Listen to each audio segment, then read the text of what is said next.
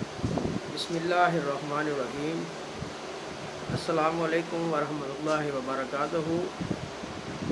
मुअज़्ज़ज़ viewers, आपका साथी ग़ुलाम मुस्तफ़ा एक नई वीडियो कलाम सुल्तान बाहू रहमतुल्लाह अलैह और पंजाबी ज़ुबान के अहया के हवाले से हाज़िर खिदमत है। इससे पहले भी मैंने एक वीडियो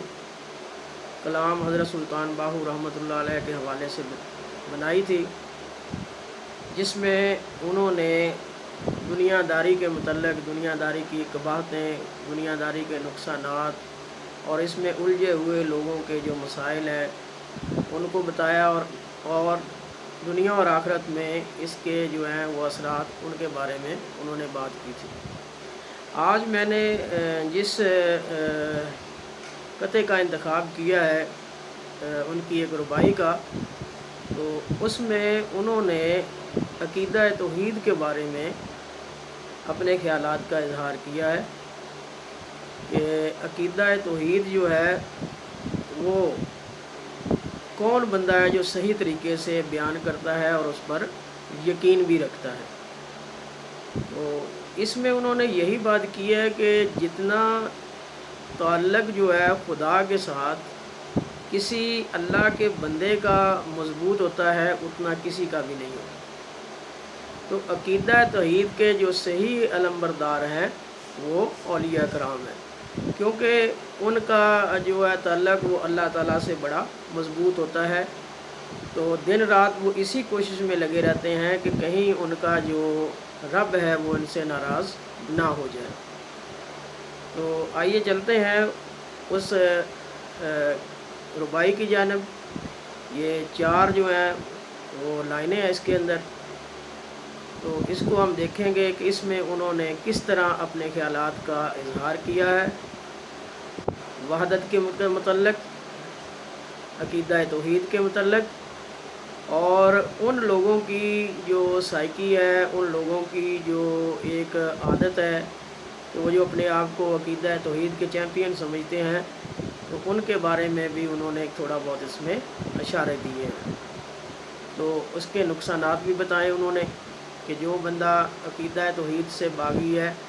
तो उसकी दुनिया और आखिरत जो है वो बर्बाद हो जाती है। तो लेट्स सी, इसके अंदर सबसे पहले हम देखेंगे इसका ओरिजिनल टेक्स्ट जो है वो क्या है इसके अंदर। तो मैं उसको पढ़ता हूँ। अज़ल अबद नू सही कितो से, अज़ल अबद नू सही कितो से वेख तमाशे गुज़रे हूँ, 14 तबक दिली दे अंदर आतश लाए हुजरे हूँ, जिन्ना हक ना हासिल कीता दोही जहानी उजड़े हूँ, गरक होए विच वहदत बाहू वेख तिन्ना दे मुजरे हूँ। तो ये जो कलाम पाक है, कलाम हज़रत सुल्तान बाहू रहमतुल्लाह अलैह, उन्होंने इसमें ये कि अज़ल से लेकर अबद तक जिन लोगों ने हकीकत को पा लिया, हकीकत से आगाह हो गए, तो उन्होंने असल हकीकत को समझ लिया है, तो उनका क्या हाल हुआ है कि उनके जो 14 तबक हैं वो रोशन हो गए हैं। यानी उन्हें मुकम्मल तौर पे अपने रब के बारे में आगाही हासिल हो गई है, और इस इश्क़ इलाही का नतीजा ये निकला कि उनके अंदर जो है इश्क़ इलाही ने आग भड़का दी है, और अब वो अपने मुजरे के अंदर, मुजरा अब इसमें 2 है। एक तो आप बात कर लें कि ये आपके जो दुनियावी मकानात हैं जिसमें बंदा रहता है, और दूसरा मुजरा इंसान का अपना जिस्म है जिसके अंदर रूह रहती है।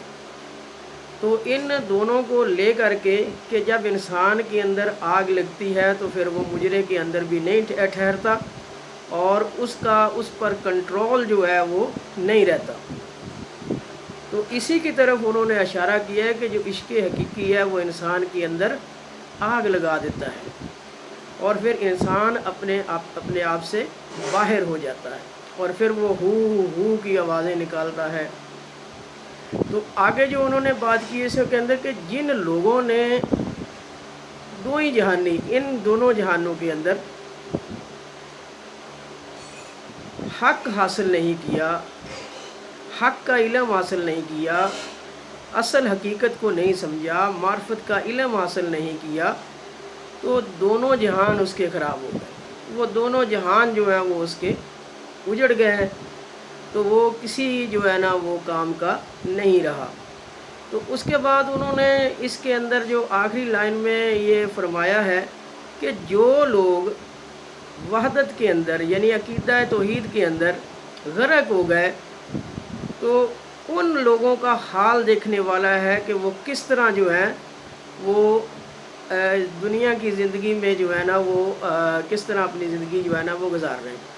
ویک تنا دے مجرے ہو، مجرے تو آپ اس کو کہتے ہیں جس میں ناچ گانا ہوتا ہے۔ اکثر یہ کہا جاتا ہے کہ دیکھیں یہ بندہ جو ہے نا یہ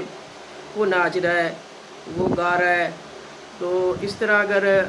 حضرت بلے شاہ رحمۃ اللہ علیہ کو دیکھیں تو دیکھیں جو اپنے مرشد کو راضی کرنے کے لیے جو ہے نا وہ اس قسم کے جو مجرے ہیں، مجرا تو میں اس کو نہیں کہوں گا، بڑا برا سا لفظ ہے اس میں، تو یہ جو اپنے مرشد کو منانے کے لیے، اپنے اللہ تعالیٰ کو منانے کے لیے لوگ جب عشق حقیقی سے واقف ہوتے ہیں تو ان کے اندر آگ لگ جاتی ہے، تو پھر وہ اپنے آپ سے کنٹرول سے واحد ہو جاتے ہیں۔ تو اسی کی طرف انہوں نے اشارہ کیا کہ جو بندے وحدت کے اندر غرق ہو جاتے ہیں تو پھر دیکھو ان کی حالت کہ دنیا کے اندر ان کی حالت کیا ہوتی ہے، وہ ہر چیز سے بے خبر ہو جاتے ہیں اور ان کا مرکز ایک ہی رہتا ہے اور وہ خدا کی ذات ہوتا ہے۔ تو اللہ تعالیٰ ہمیں اس کلام کو سمجھنے کی توفیق عطا فرمائے۔ اللہ تعالیٰ سے دعا ہے کہ اللہ تعالیٰ اپنے بندوں کے طفیل ہمارا جو تعلق ہے وہ اللہ تعالیٰ سے مضبوط کر دے تاکہ ہمیں دنیا اور جہان دونوں کی نعمتیں نصیب ہوں۔